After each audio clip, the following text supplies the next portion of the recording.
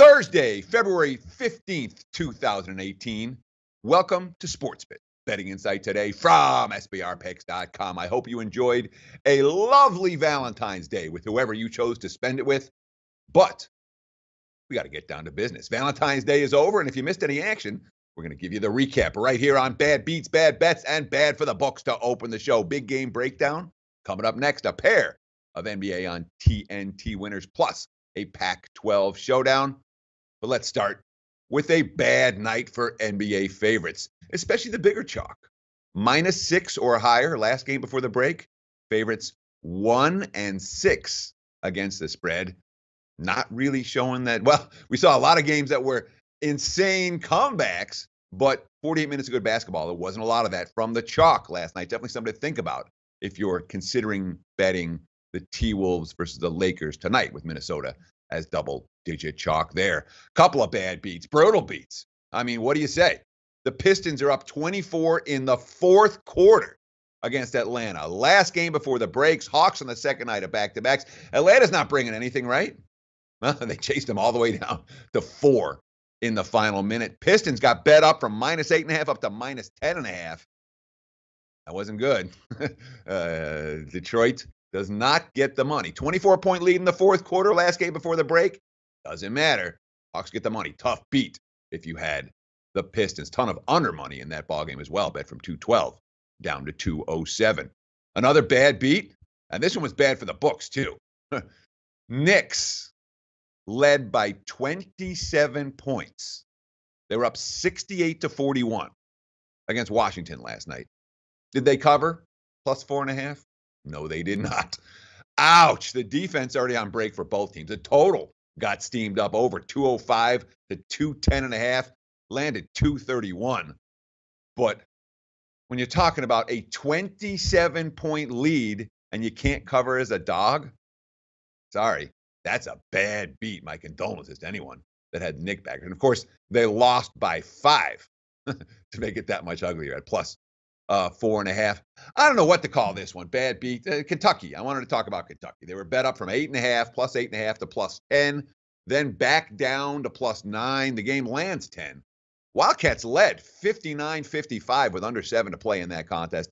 Outscored 21-7 down the stretch, including an 8-2 closing salvo for the Tigers. Kentucky backers get no love. If you bet it well, you got a +10, you got to push. Not a good result for a team that was leading outright in the latter stages of that one.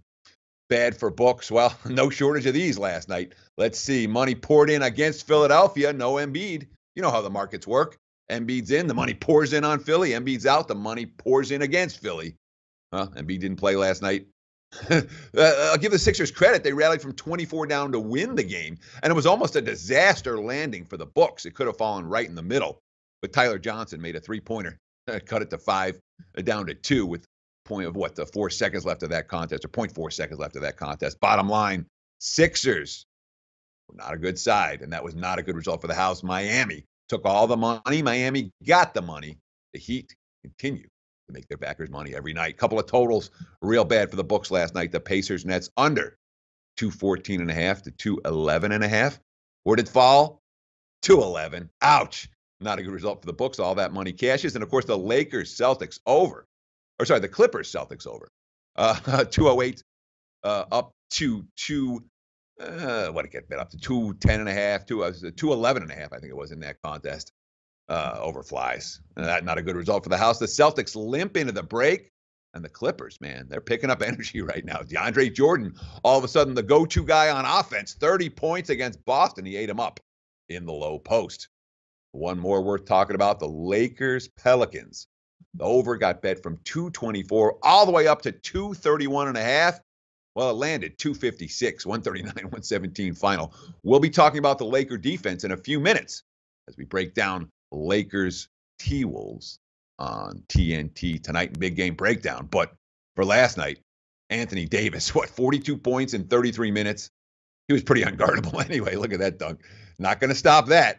Bad result for the books when it came to the Pelicans and Lakers total.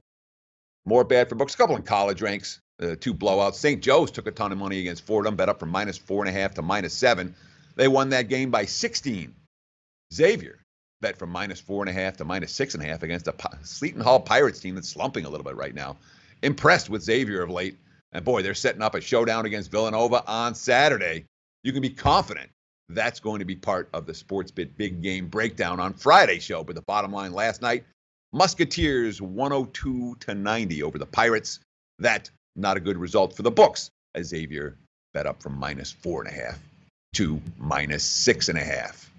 Big Game Breakdown coming up next. Stay tuned. NBA on TNT doubleheader and Pac-12 showdown right here on Sportsbit. Betting Insight today from SBRpicks.com. Like the show? Help us keep the lights on. Please make sure to comment, share, and subscribe to all the Sportsbook Review videos. Thanks so much. Best of luck. Enjoy the game.